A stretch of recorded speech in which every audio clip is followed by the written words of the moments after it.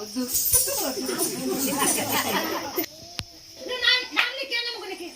ఏం నవ్వు అన్నీ ఆడ నెల ఉన్న వాళ్ళు పైకి తీసుకొచ్చి పెట్టాము కదా.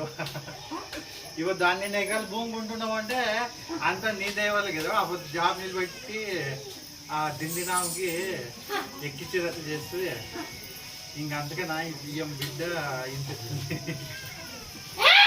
ఇప్పుడు 25 లక్షలు ఫస్ట్ అప్పుడు వస్తుంది 6-7 లక్షలు వస్తున్నాయి. ఇప్పుడు 25 లక్షలు వస్తుంది.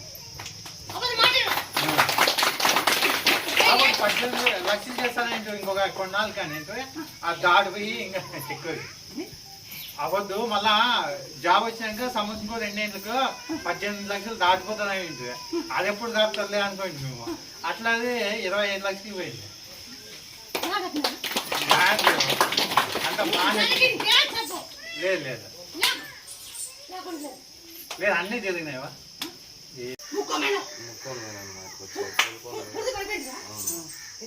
పూర్తి పడిపోయిందా మా అమ్మాయికి వచ్చినాక బాగా చేసింది. మళ్ళా నీకు ముక్కోండమ్మమ్మ నీకు ఇది పెడతాం 10 తులాలు ఎండి అని వచ్చినాము. ఒడిని తీసుకొని వచ్చినాము.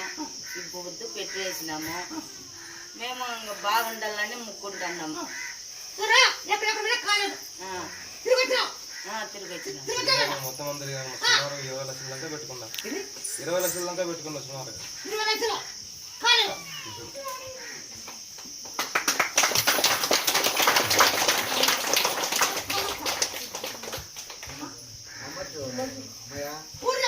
ఇదే కదా అందుకే మేము నమ్మాలి.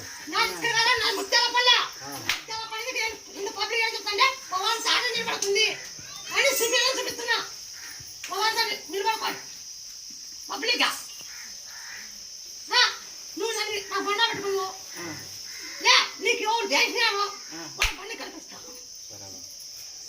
కరెక్ట్ అమ్మయ్య కరెక్ట్. ఎవరు చేసి నీకు బండ కల్పిస్తుంది. బండి కల్పిస్తే